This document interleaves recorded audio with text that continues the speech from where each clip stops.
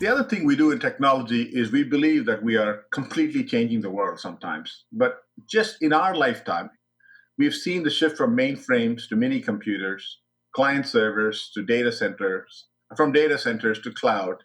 And then we're seeing a transformation again from clouds to a combination of edge and IoT. This pendulum keeps swinging back and forth. Just when we thought everything and anything will go to the cloud, with 5G and the expansion of opportunities on the edge and IoT, we're seeing a lot of pull towards transformations at the edge as well. So my belief is you're going to have a bit of both, and and the people who invented these technologies are sometimes the people who also stop the next generation of technologies from coming. You may remember, if people in my age group will remember, that when we started with the mini computers, perhaps the mainframe folks would not tolerate the folks who worked on mini computers. They were almost stopping the progress there. And the mini computer folks could not transition to client server.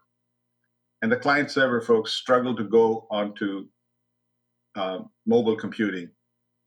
So I think we have to also watch it that the people who are change agents for one generation could also be the people who may prevent change on the next generation. So this is a people business, not just a technology business.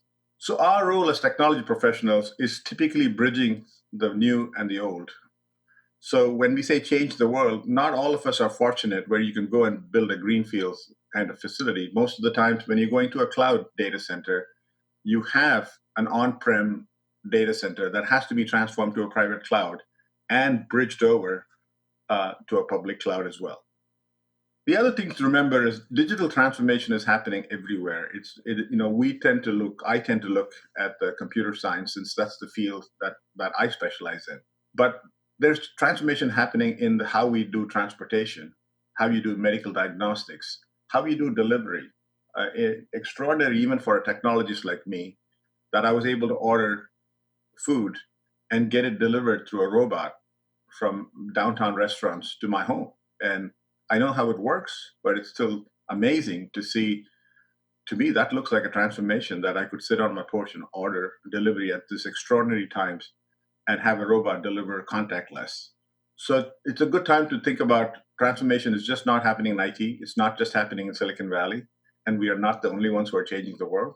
There are several folks who have done it several times before. But we are in an extraordinary set of circumstances where the pace of change is getting faster and faster and faster.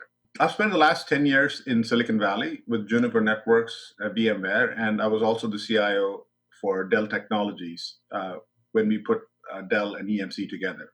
And these waves are continuing. What I tend to tell people is as the new waves come in, you have to be prepared to ride the next wave. I think of almost like a surfer. If you go to surf, you got to ride the wave in front of you.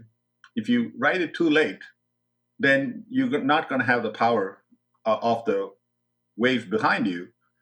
And if you try to jump on it too quickly, you will have a wipeout. So what I advise people and what I advise myself mainly is to say, keep riding the wave. And then when it gets too heady and you're not comfortable going out to the ocean and riding the wave, it's time to sit on the beach because this is how technology will be. The waves don't stop. They come faster and faster and faster.